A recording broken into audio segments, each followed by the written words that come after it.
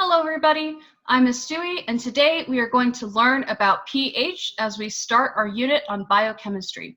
So today we are answering 5 questions in our notebooks. Remember that you're going to set these questions up on the left side of your notebooks, and you'll answer them with the notes on the right side. For these, I would recommend leaving quite a lot of space between questions 2 and questions 3 because there's a bit more writing for those. So our first question is, what is pH, with a lowercase p and a capital H? Then we're going to answer the question, what is an acid? What is a base? How do we measure pH? And how do you test for the pH level? So these are the 5 questions that we're going to answer. Remember, if you need time to write this down, you can always pause the video to stop on this slide. So our first question is, what is pH? pH is a measurement that goes from 0 to 14. It doesn't have any units, and it tells us whether a substance is an acid or a base. And we'll talk about what an acid and base actually are. Just know that pH is how we test for it. So first, let's talk about what an acid is. So an acid is something that can be corrosive. It can cause damage through a chemical reaction. This usually only applies to very strong acids. If you were to taste an acid, it would often taste sour. Really strong acids can burn skin. Not weak acids, but strong acids can. And some examples, we have citric acid, which are in oranges and lemons. This is why they taste so sour. And we also have stomach acid, which is a very strong acid in your stomach, which helps break down your food. That is also an acid, and that's why if you've ever thrown up, you'll find that you have a sour taste in your mouth is because of that acid. So that is an acid. Now let's ask ourselves, what is a base? A base is kind of like the opposite of an acid. You'll usually be able to identify a base because it has a specific feeling. They tend to be sort of slippery or slimy or soapy. They tend to taste very bitter. We don't have a lot of basic foods because they just don't taste very good.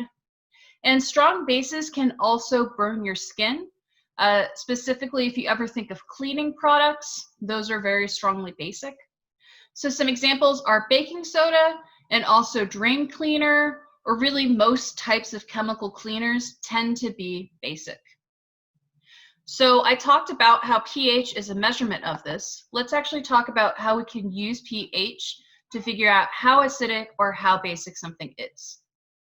So we have a scale that goes from 0 to 14. 0 is most acidic and 14 is most basic. So between the numbers of 0 and 6, you have all of your acids. The lower the number, the more acidic something is. At 7, you have something that is just neutral. This is something like water, which isn't really bitter or sour.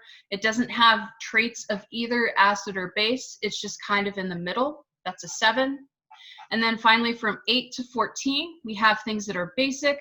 The higher the number, the more basic something is. And if you want to test for the pH level of something and find out the number, the pH level of something, you use pH strips, just like this. So if you were in class, you should have seen me demonstrate how to use these pH strips. But the way that they work is you'll take one of these strips, you will dip it into the substance that you're interested in, and then usually it will turn a certain color depending on what you've dipped it into. Then you're going to have a key. Mine is on the bottle. You can see, if you look closely, you can see that there are different colors, and under those different colors are the numbers of which particular pH that color matches up to. So what you'll do is you'll dip it into your substance, you'll find out what color it turns, and then you'll try to match that on your chart. Try to match it with your key. And that's how you measure for pH. So that's all of the information that you need to know about pH. We will learn more about biochemistry later on in the unit, but for now, I hope you have a great day. Let me know if you have any questions by asking me through email, Remind, or by coming to office hours on Wednesdays from 12:42 to 2:02. I will see you then. Have a great day.